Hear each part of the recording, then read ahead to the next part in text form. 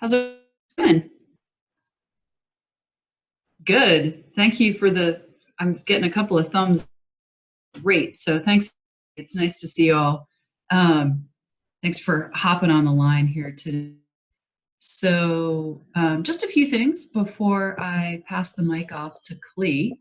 Um, Again, I think the last couple of calls have been informative and interactive when people use the chat function. So not woman-splaining Kyle, but I just want to encourage everybody to participate as possible. You all received the monthly email update that talked about progress toward goals, and we're hoping to get some good questions today from everyone. So, we will get more out of this the more that everybody participates. Do you want to add anything? Nice to see everyone. That's it. Y'all look good. It's a glimpse into the world. I do not see Glenn, who the last two times looked exactly like an incognito crime mole. There he is. See, this is good lighting, Glenn. The last two times you in a deliberate shadow, it seemed like your voice was going to be muted and you were going to rat out like Sammy the Cheese something. So I'm glad, Glenn, you're out of the shadow, light, still driving forward justice. But it's great. So with that, I'm out of the shadows. Out of the shadows, Glenn. Great. So Clay's going to kick us to talk about some really important and impactful work that she is doing with Marley and a few other folks on the team. So Clay, I'm going to mic to you. Yeah. Can everyone hear me? Awesome. Okay. My computer is totally frozen. I can see everyone moving, but I can't see any questions. So Kyle, please jump in at the end. So this is kind of building off of what Marley talked about a couple weeks ago with our tornado work. And there's been a shift in how FEMA is doing damage assessments due to COVID. So I'm going to kind of run through that quickly and then we can go over any questions.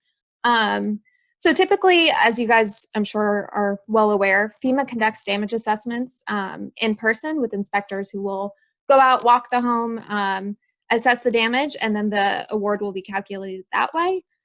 It's complicated because the inspector pool is pretty small. There's a lot of turnover. There's not great training. So what we've seen across the board, really everywhere where we have worked, is that the assessments are often inconsistent and the method is subject to bias. And we saw this play out very, very clearly in the Panhandle after Michael, where a lot of people were under awarded for their damage. So for the past year, Reese has been working to push FEMA to use aerial or flyover imagery to determine damage, or at least to confirm the accuracy of these inspectors' reports. So the insurance industry has actually been using this flyover imagery for years, and it's a really quick, easy way to make claims. So we know that it works. So it's something we've been pushing for the past year. And if you think about it, I mean, Mark and I have kind of really dug into this over the past year, but it's very easy with wind events to see if a home is completely destroyed or if it's even damaged beyond repair, and hopefully would equate to a max award depending on insurance. So with COVID, kind of finally, FEMA has made some changes, and they came out with two new policies that are interim policies due to COVID, where they're permitting that damage assessments can occur either through a phone call or using this aerial imagery. So, we managed to get the policies through a contact. They're public, but really difficult to find. They're only about 5 pages each, but still very unclear. And FEMA is already difficult, under normal circumstances to navigate. And we realized homeowners trying to go through this during COVID is even more complicated. So we put together a step-by-step guide for homeowners applying to FEMA, starting with the first step. Resource centers aren't open, so applying online on their app or over the phone. And then we outlined very specific questions that they would be asked, during the application, and how best to answer them to make sure that they'll actually qualify for a damage assessment and then qualify for repair dollars. So, for example, if a homeowner signals that their home was damaged, but they think that they can live in their home, then they either kind of get moved to the back of the line, or they may not receive a damage assessment at all and therefore won't receive any funding for repairs. And we all know, there's a lot of homeowners who have minor roof damage in one room and it doesn't seem that big and you can live in your home, but 2 months later, that's a massive mold issue. And years later, groups like SBP have to come in and fix it. So essential that we get homeowners, the resources that they need right away. So, we outlined all these questions so homeowners are prepared on how to answer, all the questions that are coming their way, but also how to prepare for an assessment when they do get it over the phone. So recently, Marley was able to share this with the United Way Mississippi, where they just had that massive tornado. And she heard from them just last week that it's been really confusing on how to interact with FEMA, and that FEMA hasn't given that much guidance on this new application system. So they were really grateful for this guide. And then we just shared it this week with partners in Chattanooga as well, because they were declared last weekend. So moving forward, we'll go ahead and share this guide with every declared area, so that way homeowners understand how to best advocate for themselves and their families. But also right now, we're working with our FEMA contacts and with our partners on the ground to really understand how this process is working, where are the delays, where are the issues, and how is this for homeowners going through the process? Do they understand everything that's happening, and how can we make that better? So that's a very quick overview. I think I stuck to my 3 minutes. If you guys are interested in seeing the guide, shoot me an email and I can send that out. Yeah, does anyone have any questions? And I can't see them, so Kyle, if you could help me out.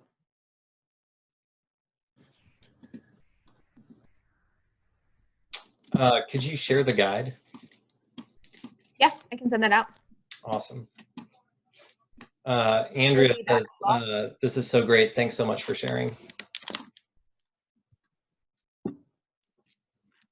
Lee, I have a question.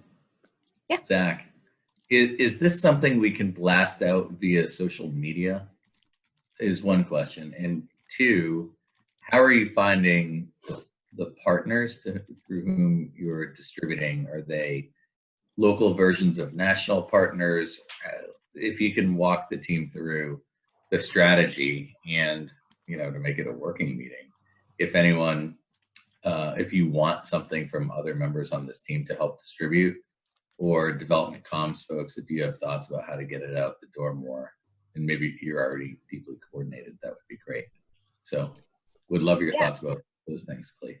Yeah, and social media, I think, is a great option. I think we want to understand exactly how the process is working before we send out anything. We feel pretty confident in the information that we have, but I think over the next week, if we can just see how things are going in Mississippi and make some tweaks, then we could definitely blast that out. I think it's information that's going to be needed in a lot of different areas this year, unfortunately. And maybe Marley's on the phone too. Marley's kind of been, she's really led getting this out to partners in Chattanooga and in Mississippi. So I know it's been several groups like United Way, and then we've also been sending it to representatives and to government leaders, so that way they can also get that out to their people. But Marley, I don't know if you want to jump in.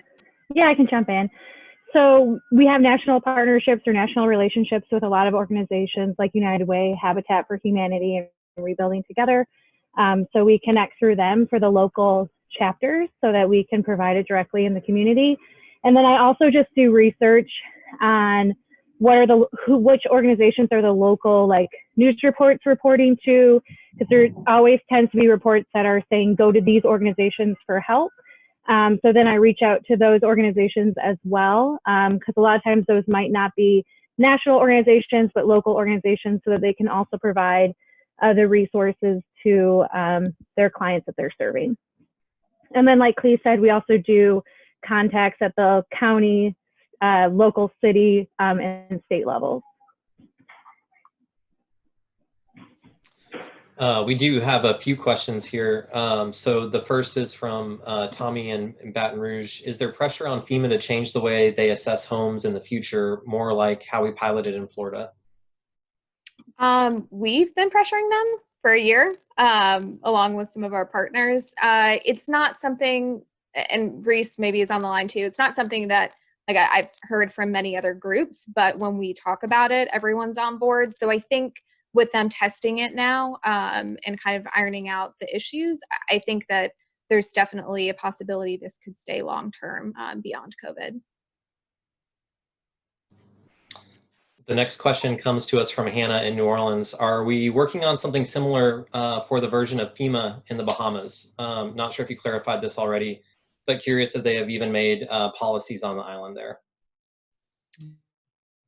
I can't answer that. Maybe Andy can. I know that they went out in the Bahamas and did like door-to-door assessments for every property, so I'm not sure that something like aerial imagery would need to be done. But sorry, Andy may be able to jump in. Yeah, I think that's something that's been surfaced. I do feel like one of the challenges is there's just like limited flyover imagery at present for the Bahamas. A lot of like even the software that we use for like construction estimating and stuff, there's just limited satellite and flyover images for buildings. But I think it's been like surfaced. I just don't know where they're at in the process. Thanks, Andy. Mark from Houston asks, can you describe more of what we know about how a damage assessment is done over the phone? Does the homeowner FaceTime with a FEMA assessor? Yeah, so it's still a little unclear. Apparently they're going to ask a lot of the same questions they would ask while they're in person. So that kind of, led us to believe they would be going from room to room. And so what we recommended to homeowners was creating an exhaustive list of everything that happened to their home, kind of starting with the major damage, but not leaving anything out, and having that list prepared so that when the phone call happens, and from what I know, it's just a phone call and not FaceTime, maybe that'll change. But having that list ready to be able to go through each room to explain the damage. And so they're prepared for that. So that's really all we know about the questions that they're going to ask. The most important piece is getting the homeowners actually to be able to have that phone call with the inspector. So they need to answer the questions right from the start in order to get that. And Reese here. Sorry, folks, I'm managing a toddler at the moment. FEMA has a list of questions that's provided in the guidance document about what they intend to ask homeowners. And the real concern from my view is that if a homeowner answers one of these questions incorrectly and they say, I think that I can live in my home, they're immediately deprioritized in the list in FEMA's prioritization list. And so what we don't want, if our initial concern was that inspectors are open to bias and human error, we've now moved the inspector role to individual homeowners who may or may not know how their home has been damaged and may or may not be able to see that in a cursory glance on the outside or inside of their homes. And so what we want to make sure of here is that people answer these questions as correctly as they can, but avoid answering them incorrectly, because that will almost certainly cause unnecessary delay in their receiving assistance.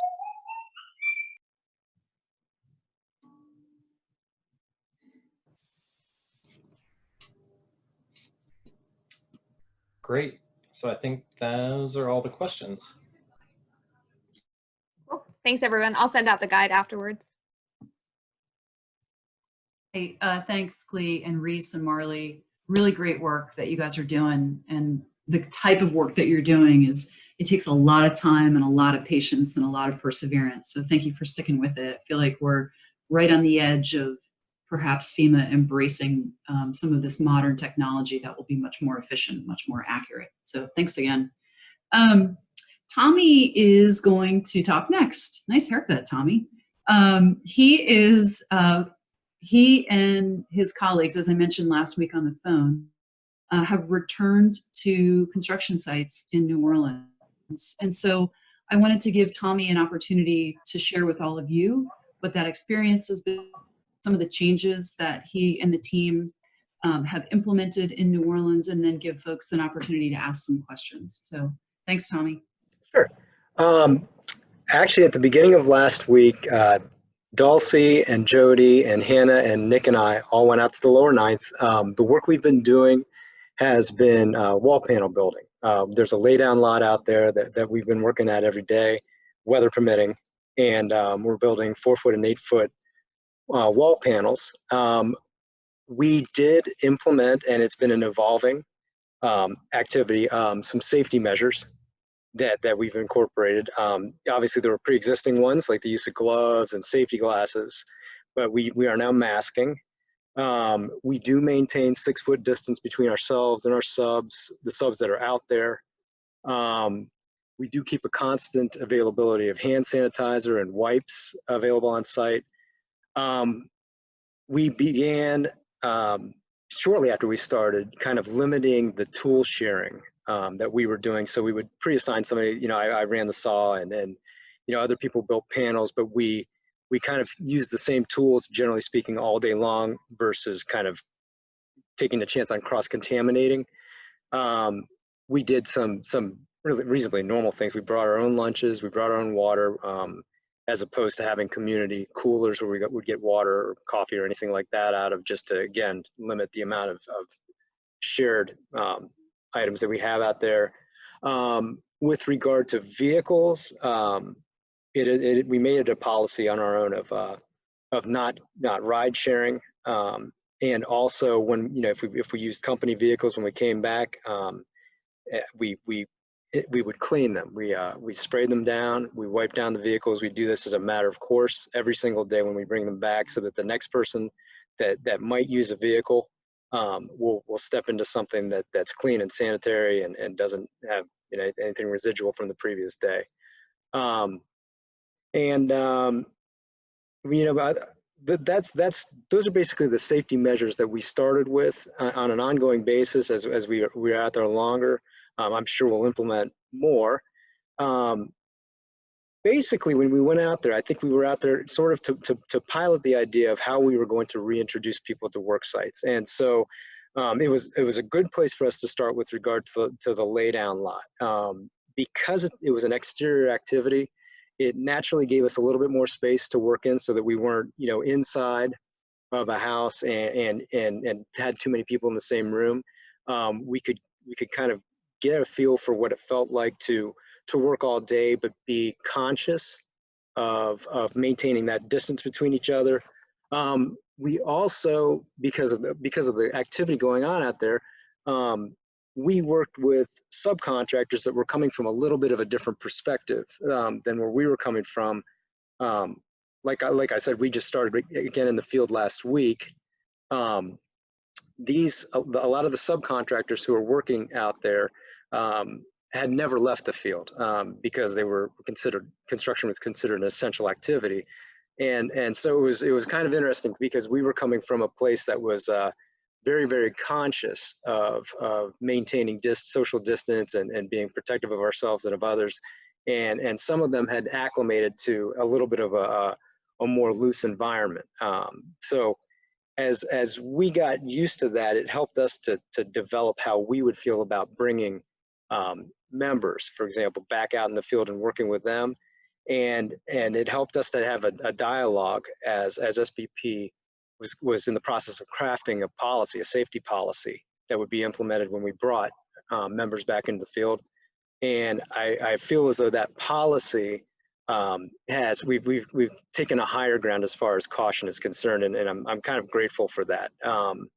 I think some of the observations we made were that people who had been out in the field did not come from the same perspective that we came from, and I think it's important for us to remember that because we can't see what people may be carrying around with them, it's better for us to always act in the spirit of safety. And I think one of the things that we learned out there as the week went by, that there was never a moment when it wasn't important to remain constant and vigilant about our safety, and we worked well together. You know, there was even on normal things. I mean, I ran the saw, and one day after lunch, I forgot to put my safety goggles back on, and Jody was kind enough to quickly remind me to do so. And we also did that with regard to PPE. You know, we reminded each other, and I think that ultimately the policy that we're going to, but that's been released and that's going to allow members to come back in the field, it will be a good policy as far as keeping people as safe as they can be. And I find it reassuring since we're out there, and I feel comfortable that as a company we're doing the very, very best we can to protect our clients and ourselves, other workers, anybody that could possibly, that transmission could occur. I think our policy is really, really well formed, and I was actually really, really happy to be part of that team that was able to influence that and to offer our opinion from being boots on the ground about this. So that was kind of my 2 cents about our experience. It was really great, actually. I think that the 5 of us, we were, hopefully this is the case for everybody, but I think we were very close, and it was fun to be out there again in the sun and to move around and, to see the fruits of our labor, in terms of all these wall panels piling up every single day and being hauled away by framers to be used on the houses that we're building. So I'm looking forward to bringing people out in the field, and I think that we have a good idea on what we need to do to keep people safe. And I think that's really one of the best outcomes of this whole exercise. So.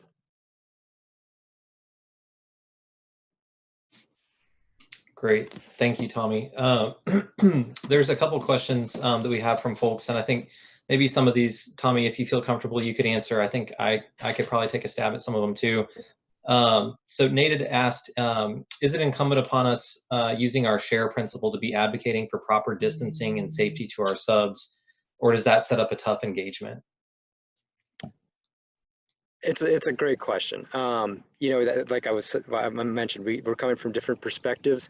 So I think one of the things that we did, and it's still a work in progress, but we crafted a policy and then we shared it with the subs that were working out there, and we're asking them to rise to the occasion and respect our policy and respect the people that we're bringing out there by embracing it and adhering to it.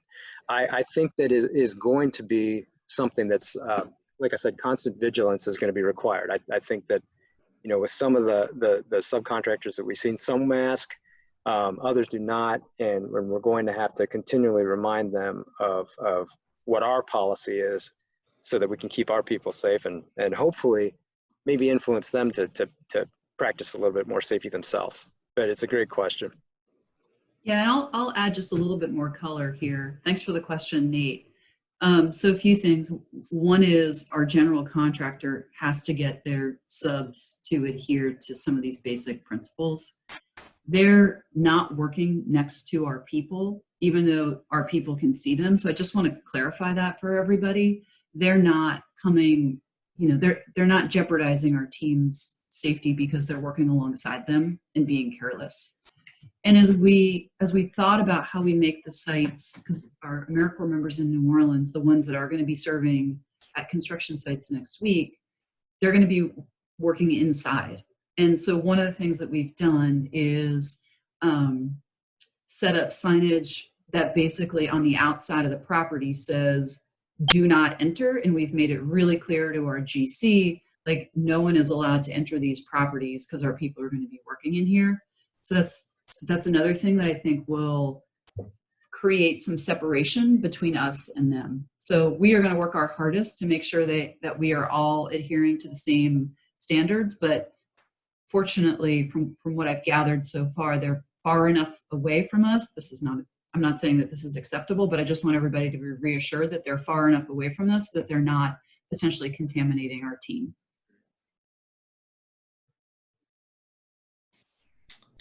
Thank you, Liz. Another question is, sorry, I just lost it.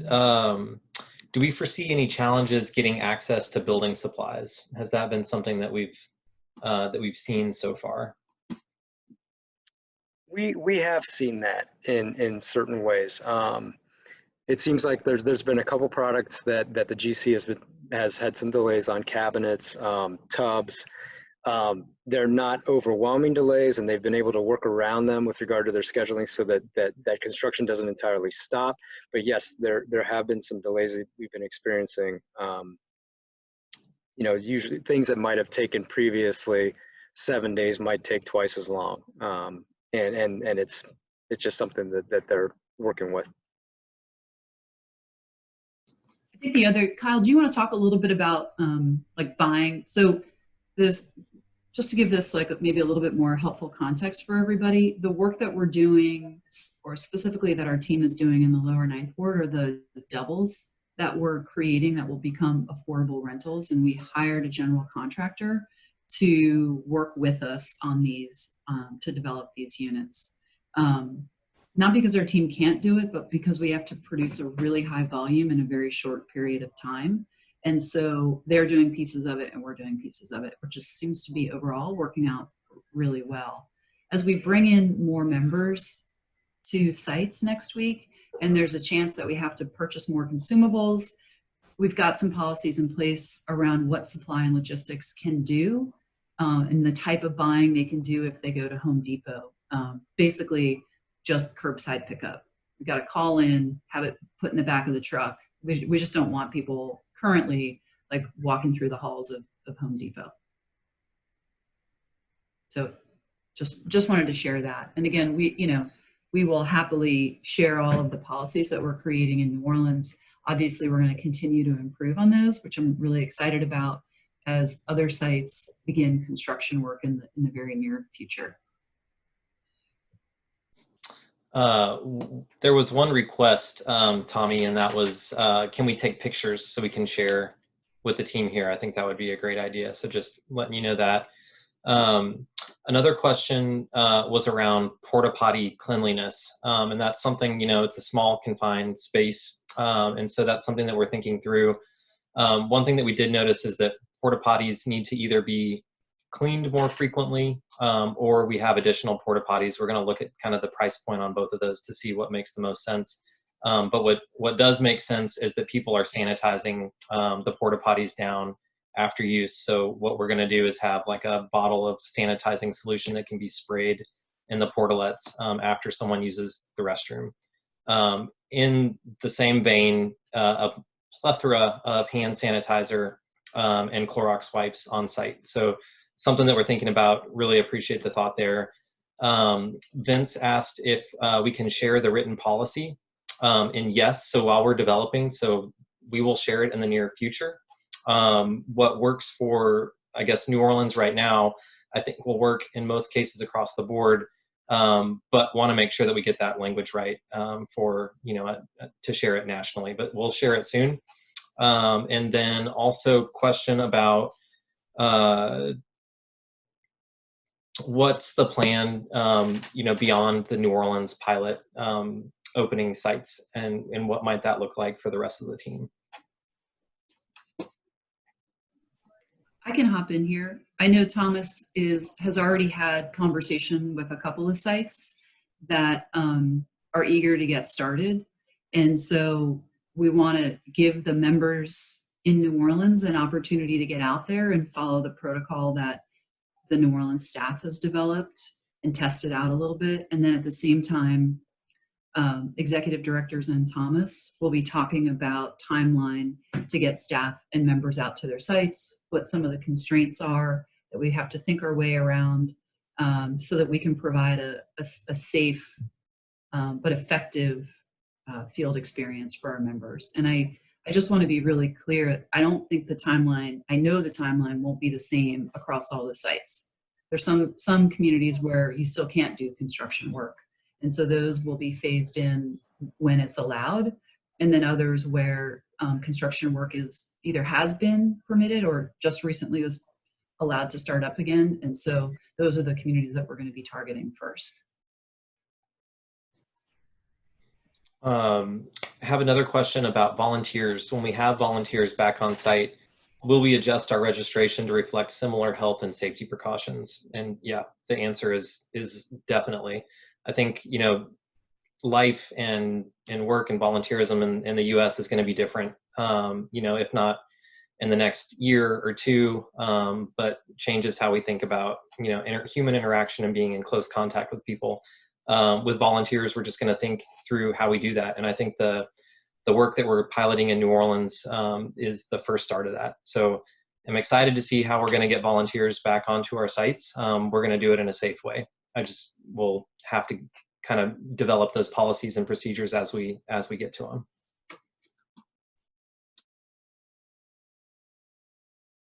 I think those are all the questions. Anybody else have any questions?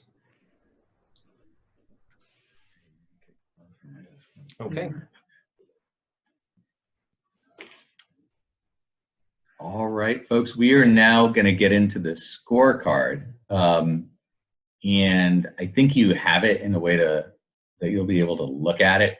And so I will not be offended if a lot of these smiling faces turn into your static picture because you're looking at the scorecard. Here's the deal with the scorecard. This is focused on understanding A, what success looks like, B, where we stand in relationship to success, and see what we're going to do about it. This was a year everyone on the team was fired up for. It was a year we were going to get more work done than ever before. In some areas, we still will. We have to. All of us, every day, are reminded about how important home is. Home is, I mean, you know it yourselves. You're at your homes, except for a few of you. We're spending all the time in the world there. It's solace, it's joy, it's security, it's hope, it's all of the above. And for many people, it's also their office now. And for many people, it's their kids' school. So it's true, things are different, but we can't run away from our goals. Some goals will get more aggressive. Other goals will be right-sized. We are going to embrace the principles that about since sort of day one about this, which was whenever it was. And those principles are harnessing the power of necessity and prioritizing to play both offense and defense. And so I'll talk a little bit about the lens that we're going to use to look at our goals, and it's one of three different ways, and it's going to be different. Department by department, operating by operating site by operating site, and national and local. So the lenses are as follows. Some goals are going to stay exactly the same, or they may get more aggressive. Other goals, because of the reality of COVID, are going to have to be readjusted. Other goals, the goals will stay the same, but the strategy is going to change. Again, to play offense or defense, but at the current point, we're not willing to walk away from the goals. And then finally, there's a category that's going to be both. We're going to all and also change the strategy. So I'm going to pass it off to Liz here in a sec. She's going to walk through a little bit more granular understanding of this. And then I think we have some specific people who are going to speak as well. So listen, the work you're doing, the way you did it before, and it's not from the same place that you've done before by and large. I think all of our work was personal to us before, but now with this notion of home that we're confronting and our family members are confronting, this is deeply, deeply personal, and our country needs us. Not to be the group that says we'll be back in September, but the group that says here's what success looks like, and we're going to apply the necessity to achieve that success. And this is where our values come into play, whether it's the mom rule, going about it with creativity and verve the way we would want it done if it was our own loved ones, whether it's the steering through turbulence, no one's stealing, steering through turbulence to get to the higher level of impact, whether it's the constructive discontent that I've been really pleased to hear a number of times, whether it's the unleash it, whether we're unleashing ourselves or challenging our colleagues to unleash it. The work we're doing is super important. The work we're doing is going to impact first responders, medical professionals, teachers, the most important in every member of the community. And so this is a time to really channel Churchill and say, never let a good crisis go to waste. So that gets baked into our goals. And again, some will stay the same, some will go up, others will get revised down, others will still get after with a different strategy, and some will be a combo of all the above. So I will pass to Liz, who will take it from here. Great, thanks. Thank you. You're welcome. So just by show of hands, or at least for the folks that I can see, did everybody receive the email from Fufi yesterday? I see some hands. Okay, great. So the email that she sent out has a set of data at the top of it, and that data is what Zach is referring to as our scorecard. So just want to make sure everyone has had a chance to look at that. If you haven't, feel free to pull it up now. So you can see sort of how we're tracking across our 5 interventions at SBP and some of the other important goals that we set out for 2020.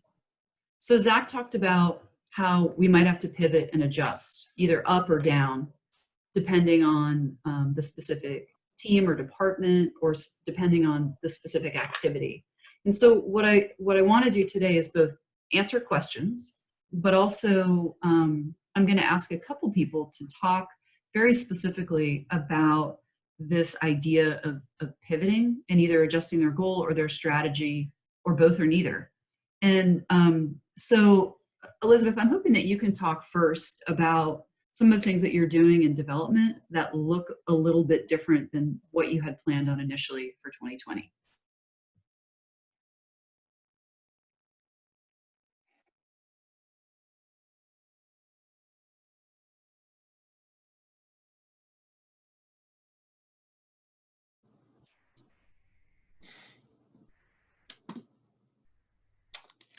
Elizabeth, if you can hear me, it looks like you're unmuted, but there's no volume.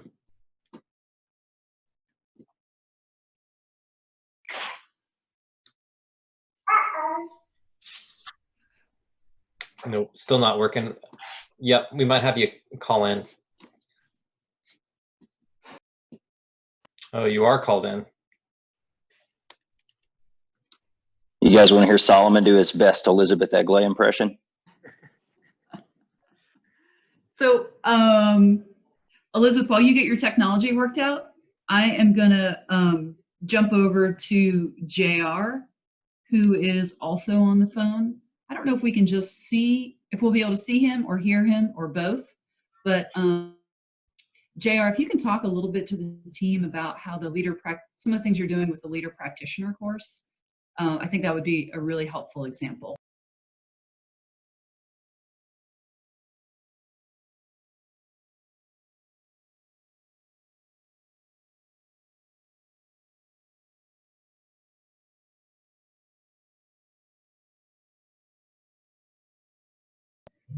Oh for 2. Oh, Jer will be Hey here. guys, Elizabeth here, can you hear me? Yes. we can hear you. All right. All right. Thanks, Kyle, for working your magic. Yeah, my internet in my house is not great, so I called in too. Right. So I'm happy to talk about the development team strategy. So I will say, I just wanted to kind of give a rundown.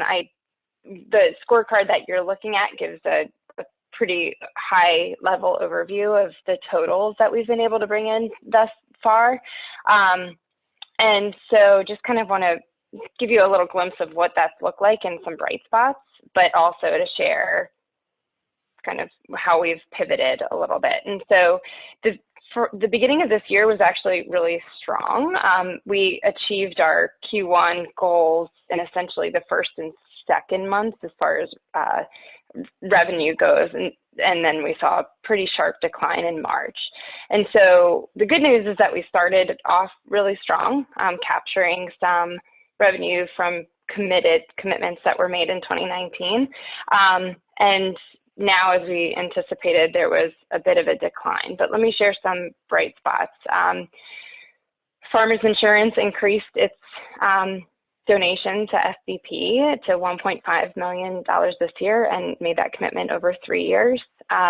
We have a large private foundation that also has committed to supporting 3 of our operating sites. And then some partners have been really great through this in asking us what we need and if we needed to readjust any of our grant funding beyond what was committed in the grant if we need to reallocate. And so those conversations have been really awesome. And actually Zurich Insurance sent their second payment of the year early. And so we're just really fortunate to have partners who have been really flexible and listened to our needs through this time. And so the partnerships piece is what leads me to talk about sort of this next strategy. So in the beginning of the year, our plan was we were going to double down on corporate revenue. We were going to recapture every foundation that invested in us last year, and we were going to find new foundation support. And then certainly we wanted to recapture individual support at the level it was, and then hire around it to be able to build the foundation to increase the amount of revenue that we would capture from individuals. And so that strategy has been flipped around quite a bit. But the one thing that hasn't changed is SBP's focus on relationships. And we have a great amount of trust with our funders, and we have our funders from individual foundations and companies all believe that SBP does a pretty nice job of sharing impact and making people feel like they're a part of that impact. And so I'll just share with you sort of the lens that we're looking at now and sort of shifting that strategy. Number one is constant communications. So we've had update calls, multiple update calls with many of our company corporate partners. And it's essential because we're not just like sharing updates and asking for money at this time. It's really understanding what the companies are going through and understanding if maybe there's some dot connecting that can happen. Certainly we would take advantage of any sort of grant opportunities that our partners have, but really it's helping to build trust and find unexpected opportunities. For example, how Nicole did a training with over 1,000 farmers agents a couple weeks ago on the PPP. Just keeping that constant communication has really been awesome. And that is the case with individuals as well, which is sort of our second tier here. So as I was sharing with you, our strategy for 2020, individuals was sort of like the last thing I mentioned. And I think it's because that we're pretty good at the foundation and corporate, and so it's natural to want to double down on that. But now we're really learning how essential and how important it is to have as strong of relationships with the individuals who support us, not just after disaster, but those who have really invested in us year over year. And it just so happens that we're doing this deep dive study with CCS to help us understand who in our world would support our future strategies at SBP, but it's really been an awesome and timely experience to have their support as consultants and have maybe 4 or 5 conversations a week with some of our closest stakeholders. And like it's already led to checks in the mail. I just learned about a $10,000 donation that came in today. And so our people just really want to hear from us. And so I'm really proud to say that that individual piece has been highlighted as a part of our strategy this year. The third thing, and sorry, I should just give a shout out to Allie, who's done a phenomenal job in helping to steward the individuals as well and helping us stay on task. The third thing that we're doing is research, and this isn't really a new thing for our strategy, but this time is really allowing our team to fill the coffers with opportunities that are out there. And so Casey and Rebecca are doing a phenomenal job of scouring the universe for available opportunities and building out strategies for how we're going to be making requests for specific programs and then our overall work. And also it's been highlighted that Kathleen in New York is a curious connector and has also supported the development team in accessing opportunities. And so shout out to Kathleen too. And all of that research obviously leads to more proposals out the door. And so time will tell, and we're just really excited about the increased effort and output that's coming out of the grant writing world. And then finally, I'll just share this with you, and Zach talked about it as home being the most relevant thing to all of us right now. This is a key point of all of our conversations is we start with thanking donors, because our donors have played an essential role in getting our thousands of families back into their homes to have safe shelter during this time. We also talk about protecting homes. The upcoming storm season is predicted to be above average, and we've already seen storms really wreck in the South. And so SBP's relevance in the disaster preparedness space is so important right now. And so we continue to push for that, for both funding and to build trust with our partners. And then, of course, should a disaster occur, we're always thinking about how we're going to be pre-engaging partners in that support, and then also the strategy for ensuring that we have funding to support long-term recovery efforts. One of the ways that all of this strategy is kind of coming together very soon is Giving Tuesday is actually happening next Tuesday, May 5th. It typically happens the Tuesday after Thanksgiving, but the global organizers have pushed it up to support nonprofits now.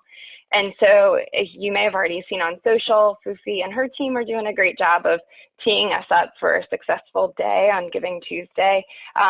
But that narrative is really, we appreciate all of your sites pushing that narrative that we've come together, that idea of home, and utilizing it to help our network of people understand SBP's work now is so important. And so to the extent that you guys see those messages and can share on your social media and expand the universe of people who are seeing that and understanding our work, we'd really appreciate you guys participating in that and helping that be a success. That's all I got. I actually figured out the problem with the phones. Allie was right. You have to unmute the phone number in particular. Do we want to move on to JR? Yeah, if he's on the line, that'd be great. Thank you. Okay. JR, you should be good to go now. Okay, can you hear me? Yes, we can.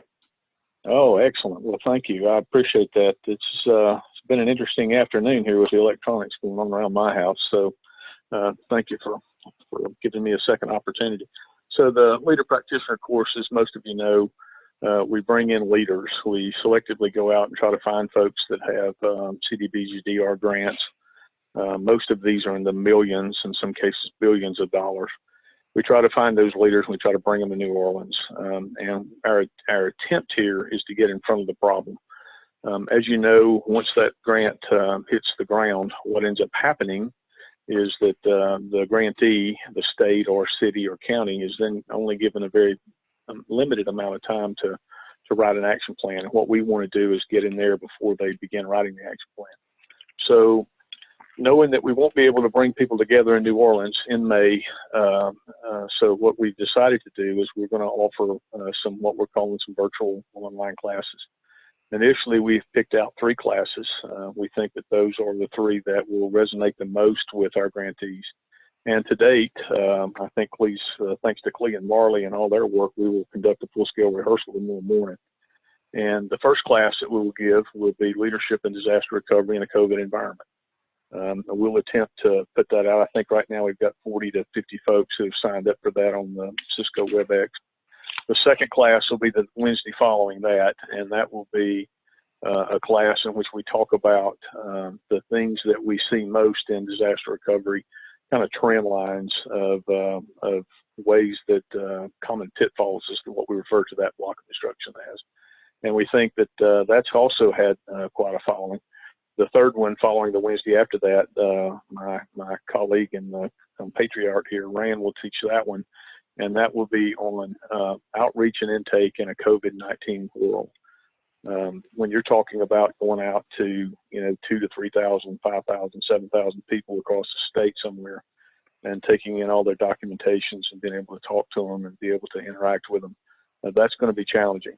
We have some thoughts on that. So basically, we've taken the 3 highlighted courses, and we're going to be giving those via Cisco WebEx, and each Wednesday we'll be doing that for quite a few grantees. Right now, it appears that we've got a bunch of people who have signed up. We've got a big following in Puerto Rico and Virgin Islands and Florida and some other folks. So we're pleased with that. So I'll stand by now for any questions or comments that you may have.